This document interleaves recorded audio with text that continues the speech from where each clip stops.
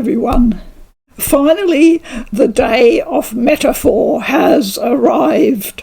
Early this morning, the courier put the box down at my front door, and here it is. Let me get the cellophane off straight away so we can have a good look at the box. I hope you've had the time to watch my previous short video about my first few hours with the demo of Metaphor.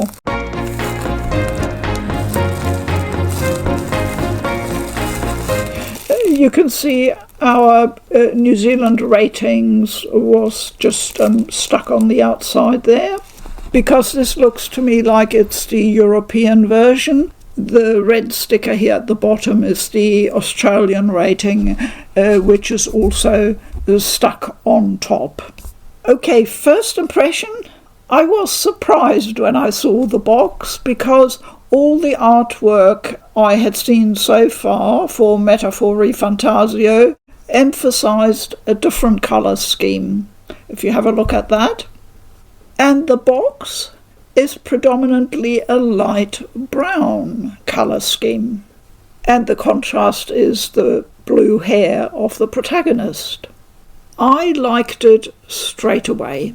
It's got a sort of understated, softer quality about it, and I think it looks really nice.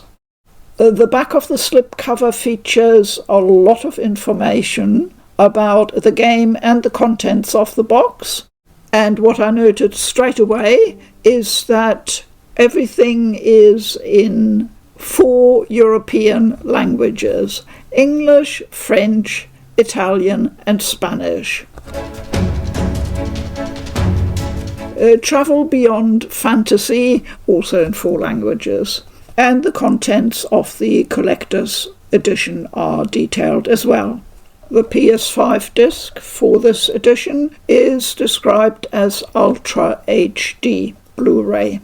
The publisher, as always, is Sega, and you can see the PEGI rating, which is the one that applies to all European countries. Now, one small thing intrigued me, and that is this silver sticker, bottom right hand of the box.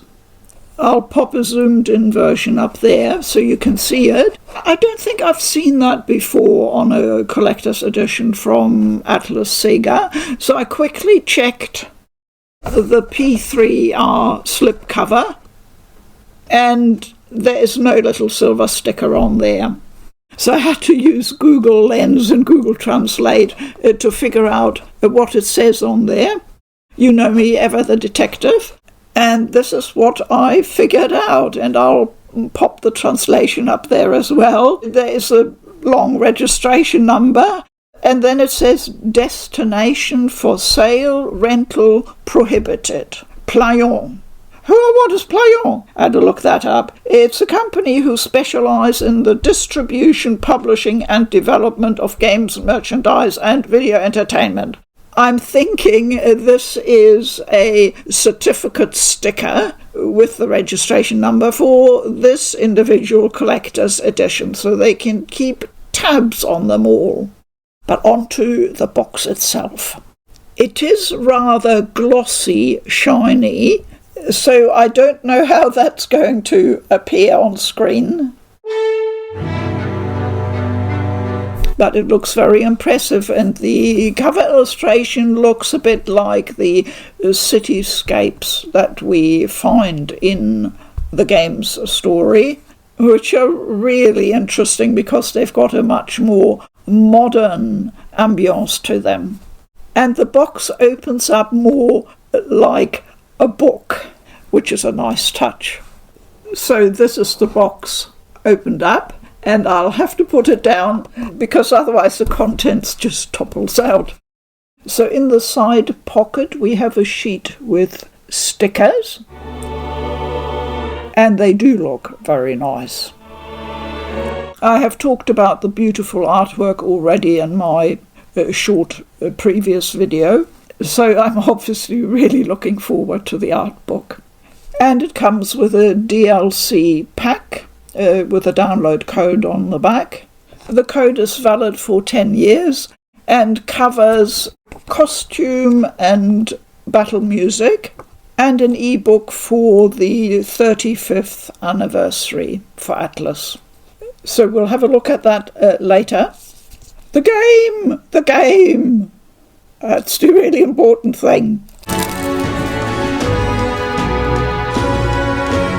Inside the game case, another DLC code for the pre-order, and it says Archetype EXP Chest Set and Adventurous Journey Pack.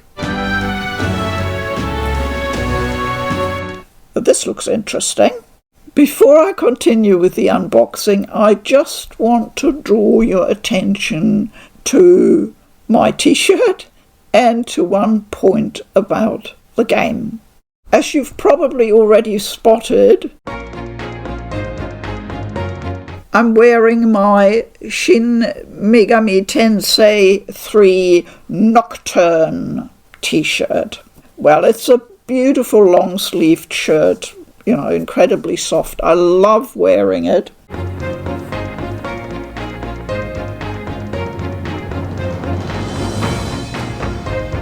Now, I thought this is a spot of serendipity that I have got the shirt for Nocturne, for SMT3, because Mr. Hashino himself, the team leader for Team Metaphor ReFantazio, has spoken in several interviews about how they devised the combat system in Metaphor. And I've seen a lot of people on social media and even in reviews say, oh well, it's just straightforward Persona 5. And that is just so not the case.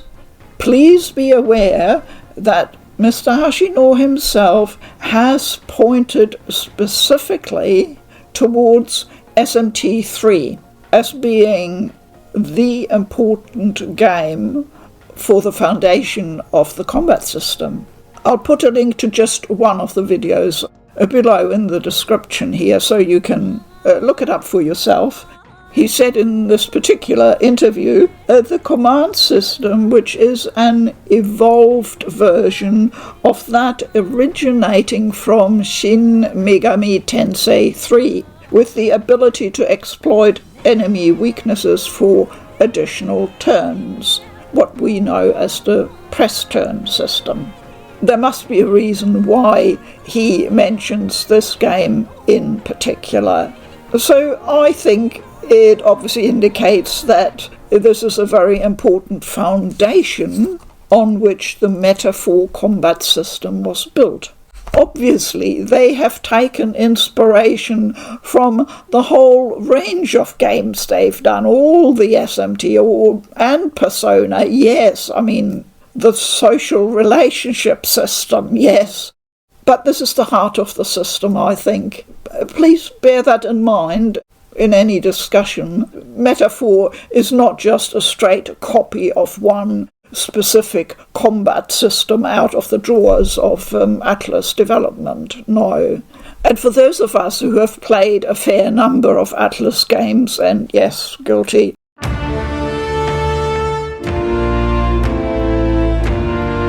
it's just fascinating to see how they've done it in Metaphor. And I'm, of course, only at the beginning, so I'm still looking forward to a lot of extra layers being introduced. And I love the way, just one little example, I love the way how they introduced the row system, where you can, during combat on the fly, flick your team members either to the front or to the back, depending on strategically what you want to achieve. That is such a brilliant mechanic, and it introduces so much flexibility. Yeah, and there's lots more other things. So we'll be talking about Metaphor, I'm sure, more further down the road while we all play it. Time to slip the knot on what looks like a map.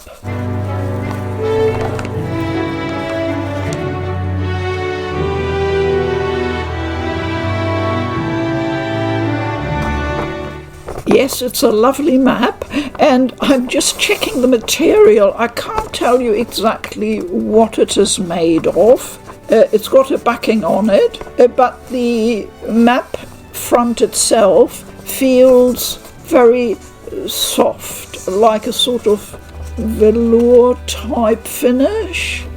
Really nice.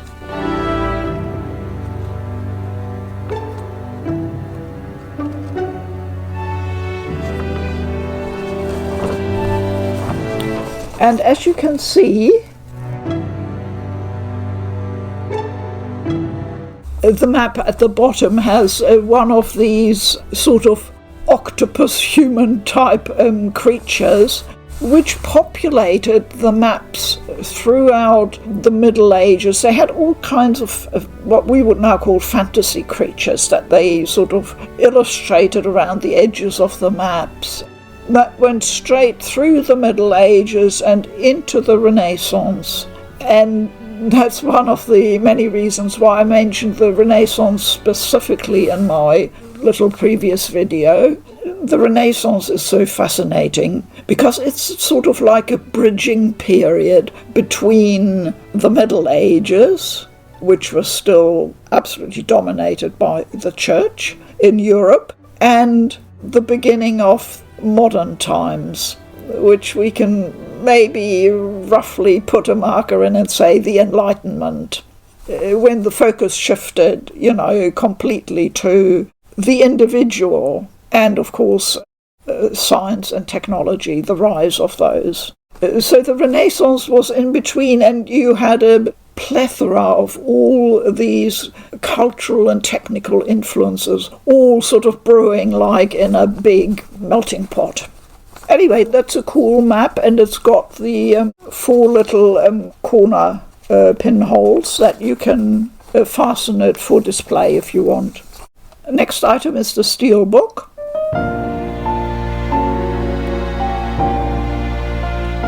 Very understated design for the front cover. Looks pretty good to me. I call that a semi-matte finish. It does have a proper spine. Nothing too exciting inside. A special soundtrack. So the front cover shows our protagonist and the fairy Gallica, his companion. Gallica is already, of course, very popular, as I see on social media, but on the back cover we see the lady who seems to be really sweeping everybody off their feet. I think she's called Hulkenberg, but I haven't got to her yet in the game, but I see her pictures and fan art for her everywhere. So here are the tracks for the 2 CDs.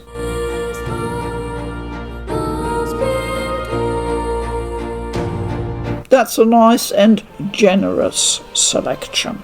It also details that all the tracks apart from number 11 on disc 2 are composed by Shoji Meguro. Many of the tracks with vocals are performed by Glory Chorus Tokyo.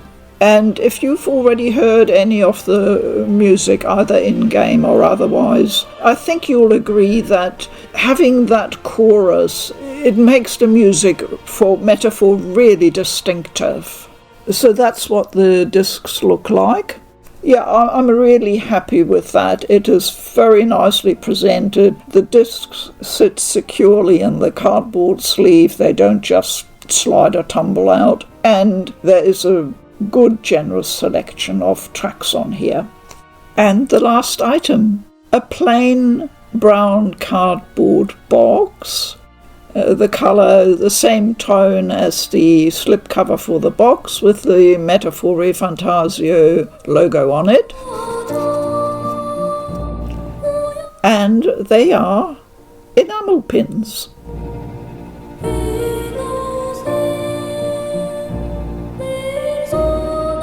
Teeth? Yes. They look a bit like my wisdom teeth when they were pulled out. These are called Homo Tenta, and they are enemies in the game. I obviously haven't got to them yet. Atlus have this unique ability to combine a strange sense of humour with a sort of sense of foreboding and terror. If you've ever had any dental issues in your life, I think these enemies might give you a bit of a fright. As far as I understand, they appear later on in a Colosseum arena for fighting, for special bonuses, I imagine, and they are purported to be extremely difficult. They come in different sort of colours or finishes, I think, in the game, like gold and silver and etc. So I don't know why they didn't reproduce that for the enamel pins. I think wearing one of those or the whole set could be quite a striking dinner party discussion point. They are quite heavy pins, so they'd be more suited for like putting on a bag, for instance, but not so much on a thinner piece of fabric. I tried and it was difficult putting it onto this shirt. Let's quickly get off the topic of teeth and dental enemies to the art book. I'm sorry, premium art book. Come on, it's not hardback, you know, but I don't actually mind. I'm perfectly okay with soft cover. What's more important to me is the quality of the paper and the print, and whether they've got the format and the size of it right for displaying the illustrations and the artwork properly. So that's the inside cover with the chapter headings. And it covers everything from character illustrations, as you would expect, through archetypes and weapons, character designs and portraits, humans. We need to talk about the humans. UI design drafts. Now, that is of particular interest to me because I spent a lot of time in the past, decades ago now, like in the 1990s and early 2000s, studying a user interface for web design, which I was doing at the time. I still take an interest in that, and I still get piqued and annoyed if I find a user interface that is not well executed in a game. And finally, the election posters and concept art. So 64 pages covering a lot. There is no specific spoiler warning attached to this book, and in fact, quickly leafing through it, I see there is very little, if any, text with comments or explanations or anything. It's just purely the illustration of the artwork, like the protagonist.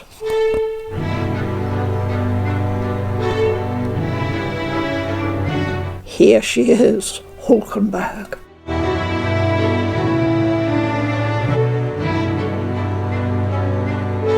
So the character illustrations take up 20 pages, and then we come to the archetypes. The Seeker and the Warrior, you're introduced to those very early on.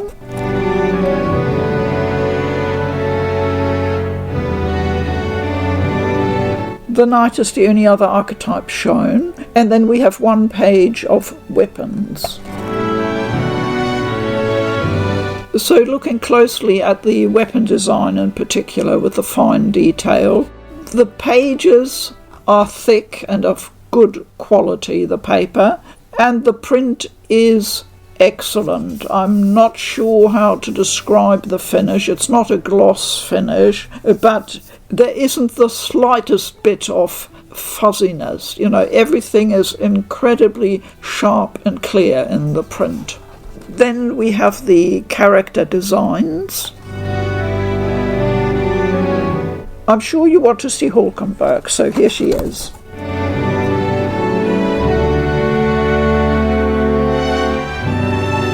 It's a very generous selection of character designs that includes even Louis and the Prince.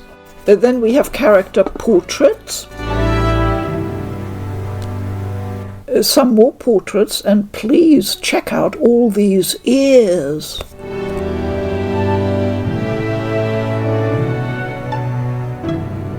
And now we come to the monster design. Here are 3 of the humans.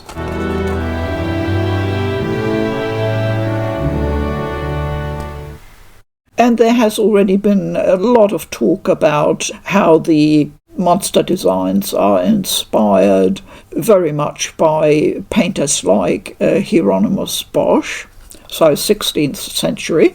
And they are, of course, extraordinary. Now, this is another aspect of Metaphor, the game. We encounter so many different people and creatures in the game, whether it's our protagonist from an almost extinct group of people, to fairies, to Clemar people with horns. We have all sorts. But humans are feared. They exist as monsters. I think it's a brilliant move, really, because it puts you straight away in a position of having to reflect your own identity.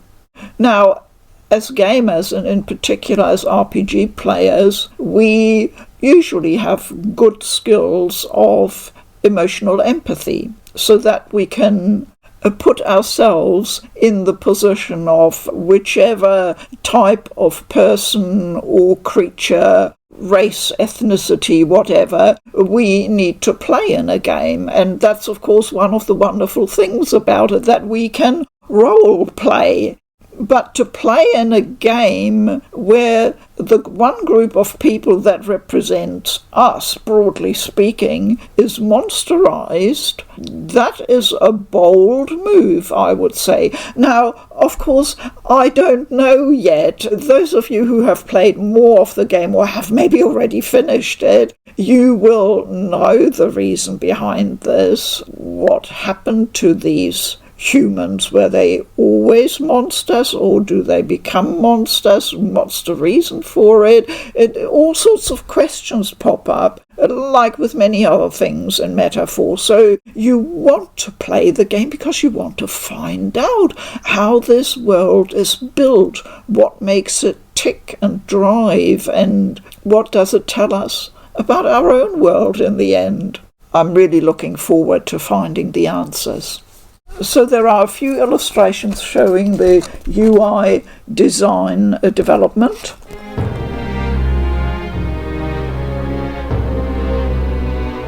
I always think that the menu system is possibly the one user interface element that people can immediately sort of recognize, because it is very similar to the one used in Persona 5 in particular. That doesn't, of course, mean the whole game is like Persona 5, of course not. Now, we're back to the teeth now.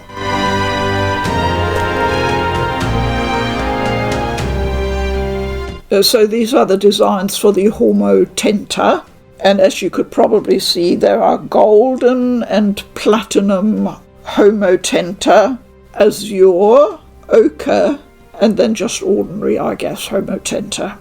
There's the page showing the money design, and of course the one for the protagonist's novel, which is this design on the box cover.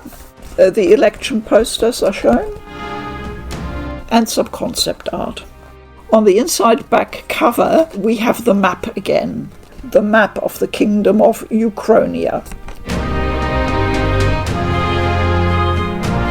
There it is. And that's the Metaphor ReFantazio Collector's Edition. Am I glad I pre-ordered it? You bet.